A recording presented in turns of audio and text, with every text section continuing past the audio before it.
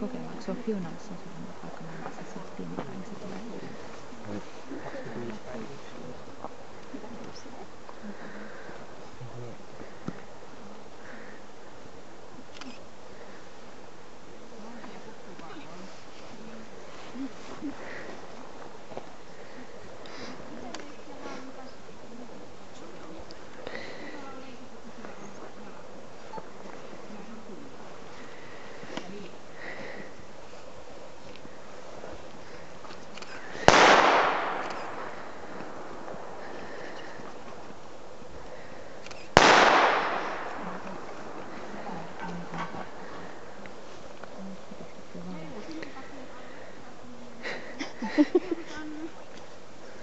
Minkä liivin mä laitan?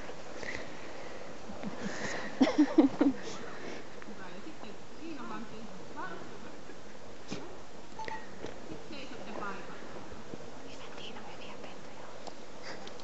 Totta kai. Ei jää voitosta nyt muuta.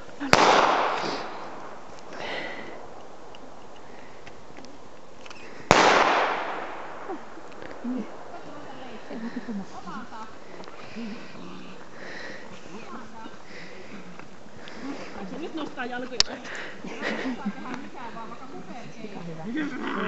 Ei mitään.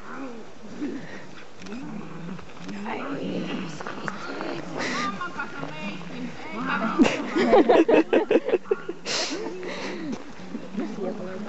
Kokoma vaan!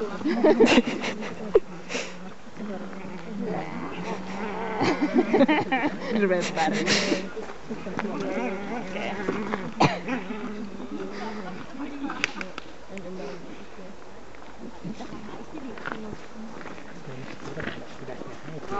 Paikkoihin. Koiran sosiaalisuutta katsottiin. Elikkä sehän tulotestin ohjaan siinä alussa. Ottaa kontaktia niiden jälähteeseen kanssa.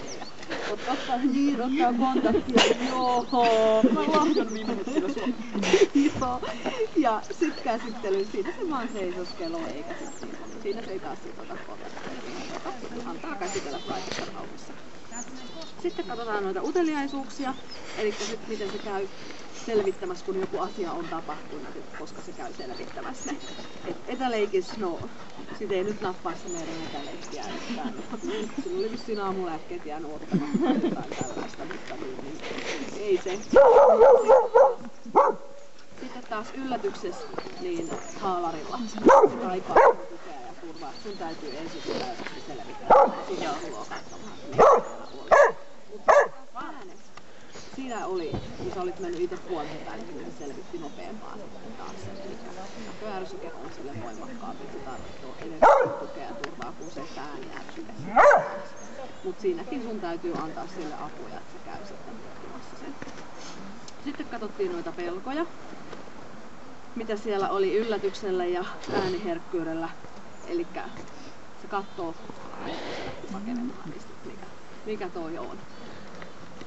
Ja aggressiota, eli justiin nää, että kun tapahtuu jotain, miten se reagoi.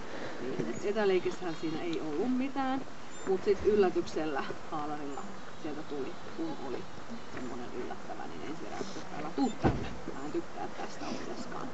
Ja ihan samaten aaveilla oli kans, että tää ei oo kivaa, että se yllätti niitä, että nyt ei tämmöistä enää.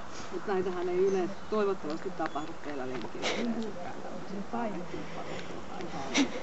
ainakin toivon, ettei tapahdu.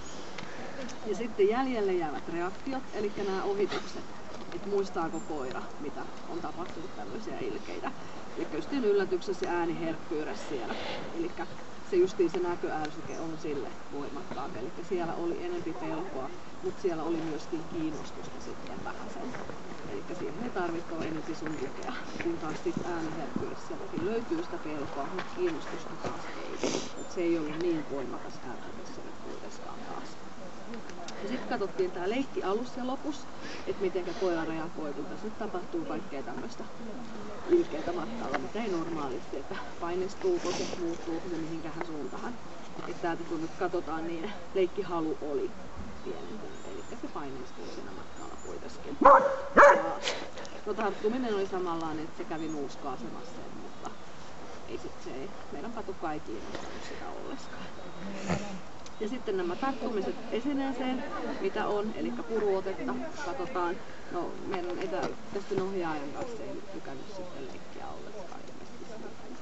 Se ei kiinnostanut sitä ollenkaan. Ja samaten niin takaa ajos.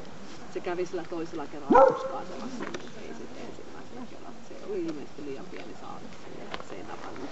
Eikä myöskään tuossa etäleikissä, kun se ei lähtenyt sinne, ei nähty sitä tarttumista ollenkaan. Ja sitten laukaukset, eli mitenkä koira kuormittuu tässä matkan varrella, että kuinka on. Et siinä se oli sitten siinä viimeisessä passiivisessa osuudessa, oli se viimeinen laukaus, niin siinä se kiinnostui, mutta se myös palasi sitten takaisin passiiviseen. Et siinä leikissähän siellä ei tapahtunut mitään. Et jäikö sulle itselle mitään kysymyksiä tästä nyt? Ei oikeastaan, ne tulee sitten puolen tunnin päästä. Joo. Ai ja menisikin sinne riviin jo niitä.